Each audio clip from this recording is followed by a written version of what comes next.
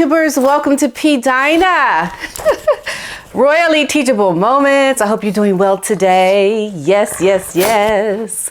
Okay, now we got to address a couple of things because, sometimes I watch these royal commentators, and when I heard what this one royal commentator said, I about hit the floor. Like, what? You did not just say what you just said. Understanding, we know this woman wants to be within the limelight politically and Hollywood. Take a listen to this video. They don't actually talk about this. Harry hasn't spoken about his Netflix documentary thing, and I think they kind of want it buried. And I just thought it was a joke. I wonder whether this is actually where they want to be in America. Is this their new progressive post-royal family life? Do they want to be attending and winning awards? I mean, members of the royal family should be handing out awards, not going to pick up awards. I feel like I've become somewhat of an expert on this woman. And yes, she wants to be winning awards and Emmys. Why do you think they did the documentary? Why do you think they moved to Hollywood? Why do you think they've accepted awards for things like racism within the royal family? They show up. If you're going to give them an award, they're going to take it. This woman will take an award at the drop of a hat. You drop your hat, she coming to get the award and pick the hat up too. I mean, just look at the moves that they're making. Just look at what they're doing. Look at the fact that Meghan is trying to get in with A-listers and to up her profile. She is clearly wanting to be in this Hollywood lifestyle, and I just can't believe this man said that. Is that where they want to be? Do they want to be within this, winning awards? Usually royal families, they give awards. They don't accept awards. That's the whole reason why we have all this controversy. Because she's in royal life and she wants to be the person receiving the accolades, one receiving the glory and receiving all of the wonderful things that make her feel like she's the queen of the world. And you cannot overlook the things that they are doing. You cannot sidestep that. Like, is this what they really want to do? Man, no. This can't be for real. I mean, it was like one of those for real? No. Yes, she wants to go to Hollywood places, win awards, be with A-listers. But this is where you have to think, do you really understand what you're talking about in this woman? Do you really understand the controversy that we're dealing with? And if you are not looking at this clearly in a way that is, in my opinion, very obvious to what they've done, then you should not really be speaking on this because you don't understand the things that have happened in the past that lead up to what we're seeing now. There's these behaviors that have led up to where we are now with them being in Hollywood. You have to understand that this has momentum of behavior that we have seen in the past. That's what brings us to where we are now. And to backtrack and say you're not sure this is what they want, you clearly do not understand the things that have happened in the past. So I just wanted to highlight that. But then it happened again. 2 years ago, Harry and Meghan had a meeting with Gavin Newsom, who's a Californian in charge of basically very big politician out there. But I got the impression that was just like a little friendly kind of introduction to kind of US politics. Mm-hmm. But I feel if Meghan and Harry really didn't like the criticism in the UK, if they were to become politicians in California and face scrutiny and media criticising them, I can never see that happening. Lady C wrote about this in her book, how Meghan had political ambition. And this has been talked about since, I guess, about 6 months into her leaving the royal family. Rumors about her wanting to get into politics has been out there. I don't understand why they don't hear these people talking about this. Why is this so left field? Why do they not think that this could happen. And the other thing is taking a jab at Paul Burrell. I mean, come on now. I like Paul.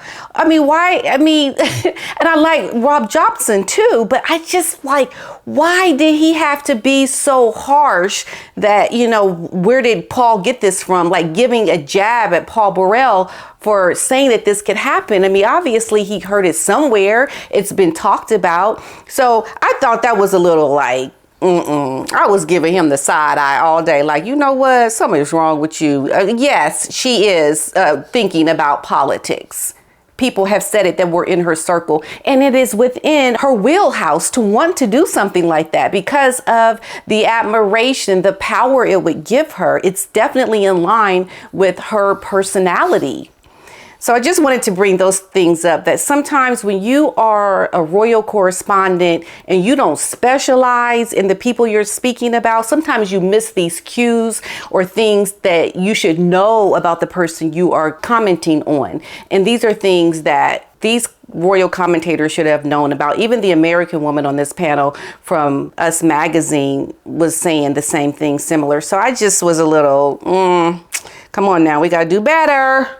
We gotta do better. So Harry and Meghan are devastated about the Emmy, and this is why I was just ragging on this royal commentator about thinking that they did not want to get this award because it would have brought too much attention on them and they're not there to receive awards. Like, look, this couple is not thinking about things that are right for them when it comes to being in royalty. That's the whole controversy, is that they're acting not like royals. Meghan is acting like a starving actress trying to get a role. She's going back and reverting to what she was doing pre-Harry, when she was trying to get attention so that she can get people who are in the position to hire her to look at her and to want to hire her. Hence what happened when they went to the Lion King premiere.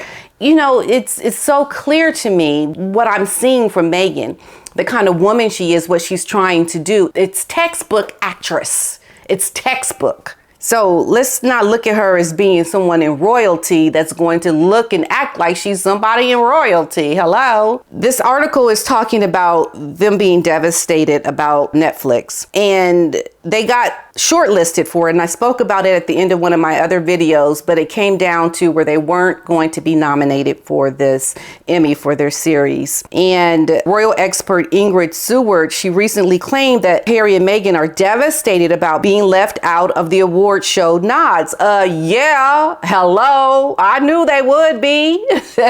They were holding their breath for that nominations list to come out because they so wanted to be nominated. It would have catapulted them to another level. It would have given them so much more recognition of potential that it would have been a whole new ball game for them. So, but of course, we know the couple will not show it. They're not going to show that they're devastated. They're going to keep smiling like, we's happy. We happy. Yes, we's happy. We don't want people to know we're arguing and we're sad and we're devastated inside. No, we got to save face. I'm happy. Yes, that's just what you got to do. So she also went on to say that the viewership numbers were obviously not good enough for an Emmy nomination. However, this series did emerge victorious by the winning a nomination for the Hollywood Critics Award in the Best Streaming Nonfiction category. And I would say fiction, because there were lies all up in that documentary. Lie, lie, lie, lie, lie, lie, lie. Okay, true, lie. Lie, lie, true, lie. And the lies just kept popping up everywhere.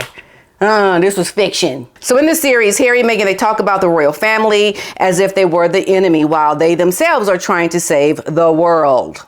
This is why this is so unprecedented. This is why what they are doing is so unprecedented. It's like we cannot believe what we are seeing.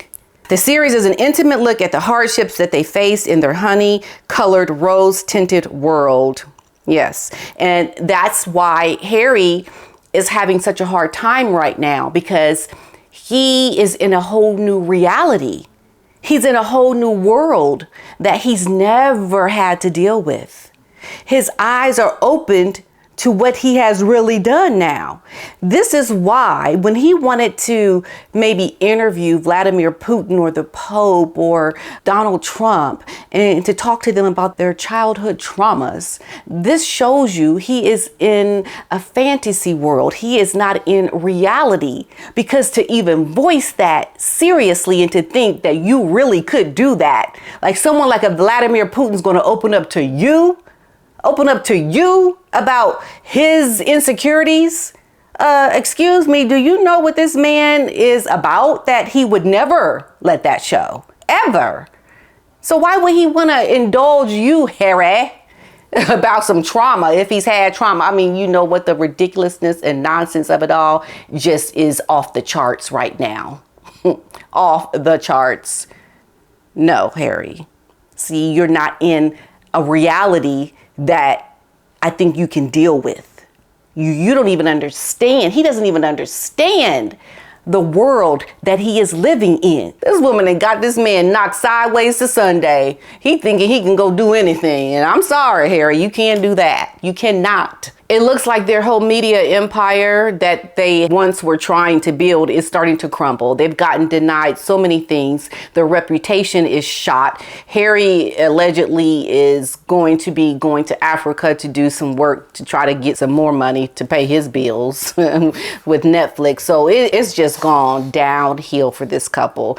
It's a very, I think, serious time for them to really rethink what you gonna do. And this is another way you have to look at it. This Royal Commentator saying that he doesn't believe that they wanted to get an Emmy. You have to look at the people that are the professionals in the room, the ones that have spoken out against Harry and Meghan. Bill Simmons, we know what he said, calling Meghan and Harry grifters, saying they're cons. You know, even the talent agency, Jeremy Zimmer, calling Meghan someone who just because you're famous doesn't mean you have talent. These are the people that have said the truth, because it's not something that you do every day in Hollywood to call out people like that. And this must be an extreme case of grifting for them to come out and say what they have said. And so for Royal Commentators not to know that they've been called out by these professionals in the room, then you don't really know much about the person you're speaking about. Because this is exactly what she's trying to do, to get into politics, to get an Emmy. Why do you think they did the documentary? Why do you think they've accepted past awards on lies? You know, get with the program, man. Get with the program. Bye-bye. See you in the next one.